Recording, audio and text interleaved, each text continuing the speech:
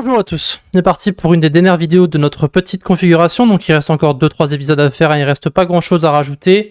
Donc on va maintenant pouvoir passer à la gestion des projets. Donc on avait vu comment naviguer en fait dans votre projet, mais il y a autre chose qu'on peut éventuellement faire. Donc lorsque vous lancez Visual Studio Code, lorsque vous êtes sur la page d'accueil, vous avez la possibilité d'aller sur des projets récents. D'accord? Nous, ce qu'on va faire maintenant, c'est qu'on va voir ce que c'est que Vim Startify. En gros, c'est un fancy start screen for Vim. Donc tout ce que ça va faire, c'est simplement en fait mettre, si vous voulez, des sessions, des bookmarks et d'autres choses comme ça qu'on va pouvoir en fait ajouter pour naviguer plus facilement dans nos projets récents. Vous allez voir que ça va vraiment être très sympathique.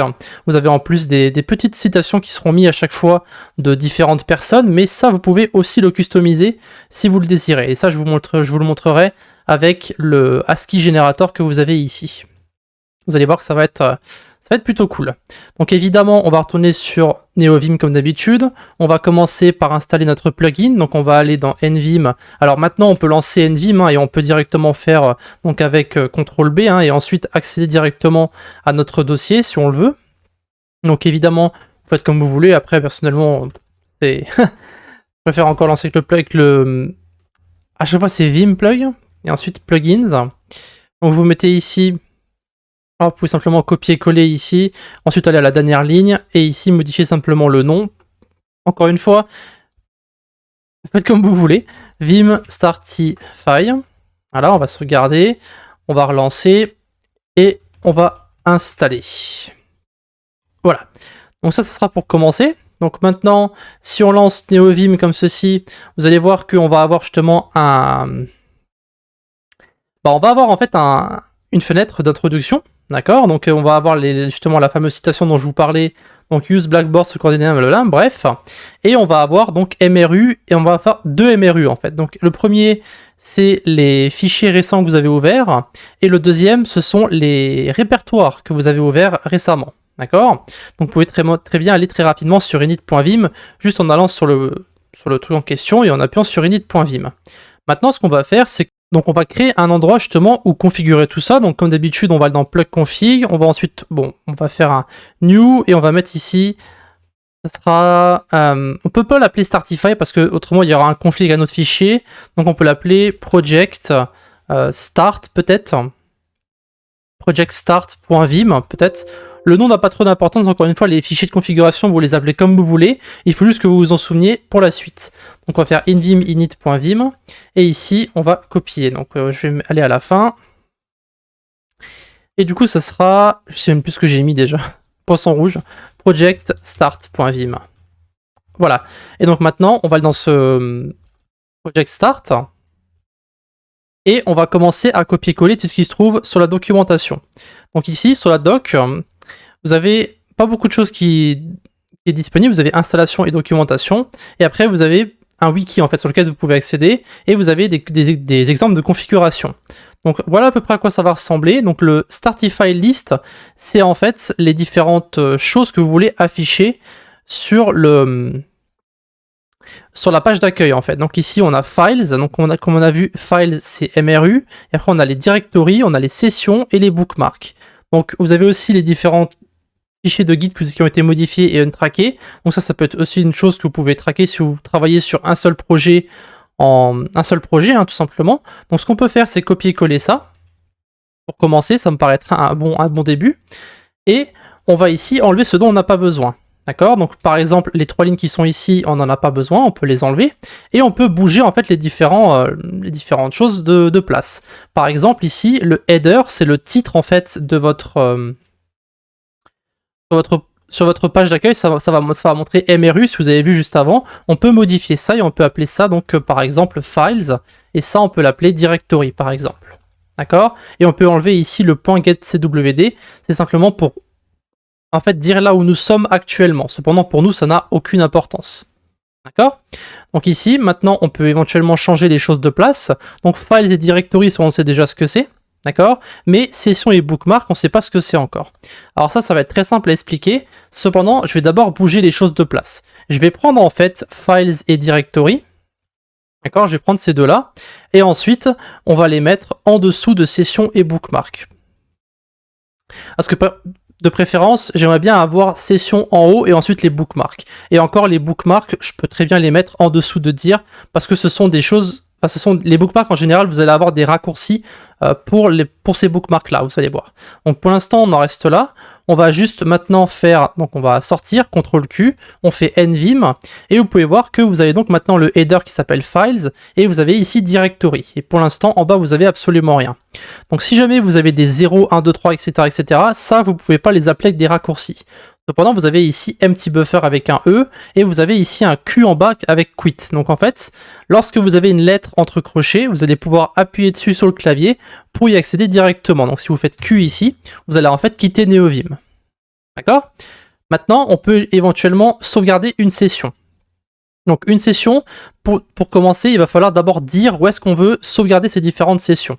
Alors moi, ce que je fais en général, c'est que je les mets dans le même répertoire que ma configuration NeoVim. Donc vous faites ici let g double point, et ensuite c'est startify underscore session, et après dir, pour en fait donner le répertoire où on veut mettre nos différentes sessions.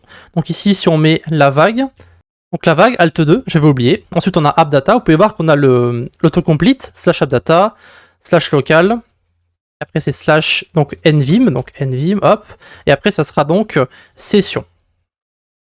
D'accord? Évidemment, celui-là, pour le moment, n'existe pas, donc on va aller sur notre dossier, et on va créer ici un nouveau dossier qui va s'appeler session.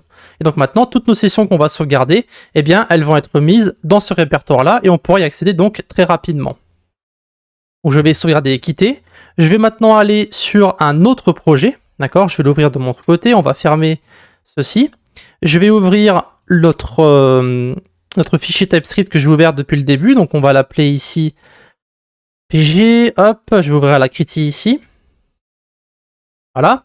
Et donc maintenant, on va faire NeoVim et on peut ouvrir un peu tout et n'importe quoi. Donc si j'ouvre SRC par exemple, après c'est client et après c'est Akairobot client, voilà. Donc ici on a notre session. D'accord. On peut ouvrir éventuellement d'autres fichiers. Donc par exemple, on peut ouvrir des commandes qu'on a créées comme par exemple area.ts. Après, on peut ouvrir d'autres fichiers. On peut ouvrir par exemple, je sais pas moi, dans bot, on peut ouvrir la commande help par exemple. Voilà. Et donc ici maintenant on ferme notre arbre. On a maintenant nos trois fichiers, donc Akairobot client, area et help. D'accord? Ça, ce sont nos trois fichiers et ça c'est notre session en fait. Donc la session, c'est tous les fichiers que vous avez ouverts qui vont être sauvegardés. Donc maintenant, c'est quoi les commandes qu'on va devoir taper pour sauvegarder cette session justement? Si vous commencez ici $s, vous avez plusieurs commandes. Vous avez sclose, sdelete, sload et save. Donc comme session en fait. Donc session save, session load, session delete et session close. D'accord? Si je fais save, que j'appuie sur entrée, ça va donner ici un nom pour cette session. Je peux l'appeler par exemple RPG. Il y a marqué ici maintenant session saved under blablabla et donc RPG. Je peux maintenant fermer ma session. Je retourne dans mon répertoire de NeoVim. D'accord, vous pouvez voir qu'on est de retour dans le local. Si je fais maintenant nvim, vous pouvez voir que la session a été sauvegardée et elle s'appelle bien RPG. Et donc maintenant, si j'appuie sur entrée sur la session RPG, hop, on est de retour sur le help.ts, Akairobot et area.ts. Et donc maintenant, je peux y accéder n'importe où sur mon PC, puisque la session a été sauvegardée directement ici. Voilà. Maintenant, les bookmarks. Alors, les bookmarks, c'est une configuration que vous allez devoir mettre dans votre fichier de configuration. Donc, c'est vim plug, et après, non, c'est plug config, project start. Donc ça, vous pouvez le mettre où vous voulez, vous pouvez le mettre après la liste si vous le désirez. Vous allez voir que ça va être très simple. C'est let g double point startify bookmarks. Alors, autocomplete, by the way. Voilà. Et donc ici, maintenant, vous allez mettre après un backslash, toujours, vous mettez backslash, vous ouvrez des accolades, et dans cette accolade, vous allez mettre votre bookmark. Donc vous pouvez mettre d'abord une lettre que vous pouvez mettre pour directement y accéder. Donc si vous mettez par exemple i ici, et après vous mettez double point, et là vous mettez votre chemin. Donc par exemple appdata /local /nvim /init.vim pour ouvrir en fait très rapidement le init.vim. Ensuite vous mettez un backslash en bas ici, à côté de notre crochet pour tout fermer très rapidement. Donc maintenant si je sauvegarde et que je tape nvim, vous pouvez voir que tout en bas, vous avez maintenant... Oh, le bookmark n'a pas été créé. Ah, je crois que c'est parce qu'en fait j'ai tapé Starfity, donc c'est Startify. Voilà. On va réessayer. Et hop, ok, donc on peut voir que maintenant le bookmark est disponible. Donc c'est appdata, local, nvim et init.vim. Hop, donc ici au lieu d'appuyer dessus avec entrée, je vais faire simplement i. Et vous pouvez voir que le i m'a en fait redirigé directement vers init.vim. Aussi, vu qu'on est sur Windows, donc ici, vous pouvez voir qu'en fait, lorsque vous allez indiquer des chemins dans votre bookmark, il ne faut pas mettre des slash, mais des backslash, d'accord? Ça, c'est aussi quelque chose que j'ai pas forcément dit. Alors, je ne sais pas si ça marche avec des slash basiques, c'est vrai que j'ai jamais essayé, puisqu'en général, sur Windows, ce que je fais, c'est que je mets des backslash, mais c'est vrai que ça peut peut-être fonctionner avec des slash normaux. Voyons voir ça, hop. On appuie sur i. Ah bah ça marche aussi avec des slash normaux. Ok, donc c'est vous qui voyez, vous mettez ce que vous voulez. Je pense que la plupart des gens vont mettre des slash basiques. Donc ici, on peut éventuellement faire un autre test. Hein. On peut mettre par exemple le chemin vers notre bot RPG. Par exemple, si on met ici DGS. Alors je vais prendre le chemin. Voilà. Donc ici, on va faire une nouvelle ligne. Ici, on va mettre un R comme RPG éventuellement. Et ici, au lieu de mettre le chemin avec la vague, vous pouvez directement la copier directement depuis Windows. Et hop, faites CTRL-V. Et du coup, ici, maintenant, évidemment, il faut mettre une virgule entre chaque bookmark. On sauvegarde. On est au Vim. Et du coup, vous pouvez voir qu'au niveau des bookmarks, on a maintenant I et R. Donc, si vous ouvrez un répertoire au lieu d'un fichier avec le bookmark, ça va en fait ouvrir le projet.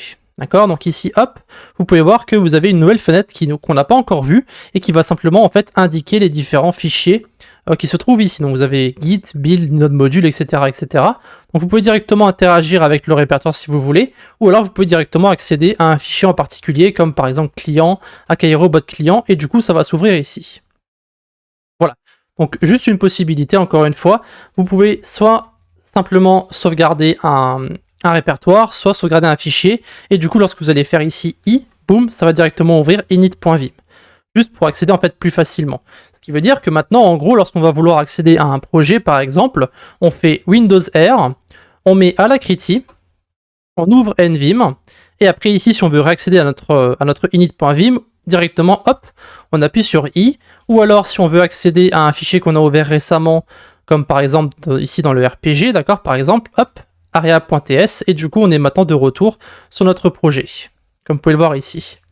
Juste une façon plus rapide de naviguer en fait. Maintenant, je vous avais dit qu'on pouvait modifier le header qui était ici en haut. Donc, soit vous pouvez laisser la petite vache avec les petites citations, c'est vous qui voyez, hein, c'est quelque chose qui est là par défaut, ou alors ça vous pouvez aussi le modifier. Donc si on va dans projectstart.vim, alors je suis plus au bon endroit, non. Vous pouvez voir que je suis pas au bon endroit, donc je vais réouvrir au bon endroit. Alors c'est vrai qu'on pourrait le faire avec NeoVim, je suis un peu bête. On va ici réouvrir Project Start, voilà, on met en plein écran. Et ici, vous avez une autre fonctionnalité que vous pouvez mettre, qui s'appelle let g.startify, on va l'écrire correctement cette fois-ci, on va mettre custom header. Et maintenant, on va mettre justement notre ASCII art en fait qu'on peut mettre à la place de la vache. Donc ici vous pouvez mettre ce que vous voulez. Moi je vais d'abord directement fermer ici et vous allez devoir copier votre ASCII art. Alors ça va être un peu compliqué à mettre en place. Je ne sais pas s'il y a une meilleure façon de faire ça, donc on va voir ça dans un instant. Je vais directement ouvrir. Alors, configuration, on va sur ASCII Art. Donc moi j'ai mis ici mon pseudo, donc on peut mettre Abio en majuscule par exemple, pour que ce soit peut-être un peu plus joli. Vous pouvez mettre character width et character height pour indiquer la taille. Vous pouvez prendre une fonte différente aussi, pour l'afficher avec des cartes par exemple. Là, vous pouvez mettre un avatar. Vous pouvez mettre ce que vous voulez avec Crawford 2. Voilà, donc vous mettez ce que vous voulez. Moi je vais mettre avec Big Money par exemple, NW, donc ça dépend en fait la direction dans laquelle vous voulez mettre. Donc par exemple on peut prendre celui-ci, on clique dans l'ASCII Art, on fait CTRL-A, CTRL-C pour copier, et ensuite on va aller dans notre fichier ici, on CTRL-V, et maintenant il va falloir justement mettre les différents backslash. Donc il faut mettre un backslash et ensuite des guillemets au début de chaque ligne. Donc là, ce qu'on va faire, on va en insert mode, on met backslash. Je vais le faire au début pour chaque ligne, donc backslash, backslash, backslash, backslash, backslash. C'est assez long à faire, mais après, si vous voulez le modifier, hein, c'est comme ça qu'il faut s'y prendre. Ensuite, on va mettre... Alors, j'ai ma souris qui marche plus, pas dans inconnu. On va mettre ici les guillemets, hop, hop, hop, hop. On va en mettre un à la fin aussi de chaque ligne. Donc ici, vous mettez le guillemet, vous mettez une virgule, guillemet, virgule, guillemet, virgule, guillemet, virgule, et vous mettez ça jusqu'à la fin. Voilà. Et après, vous remontez tout ça. Donc on va remonter les lignes 26, hop, on va remonter ça, ça. Oh, il y a beaucoup de place ici. On va remonter ça. Et il y a beaucoup d'espace de L. Et donc ça, après, vous me mettez comme ça. Voilà. Et donc maintenant, si vous sauvegardez, normalement, vous pouvez voir que maintenant, au lieu de la vache, vous avez votre pseudo qui a été mis donc en ASCII tout simplement. Donc après, vous pouvez le modifier. Si jamais vous voulez enlever le Startify ici, vous pouvez l'enlever. Vous pouvez mettre autre chose à la place. C'est vous qui voyez. Voilà. Donc, ça sera plus ou moins tout pour cette vidéo. Donc, on va s'arrêter là. Et dans les prochaines vidéos, on va commencer à mettre en place un petit peu toutes les différentes fonctionnalités qui vont être assez rapides à faire. Et qui, donc tout ce qui est intégration de guide par exemple.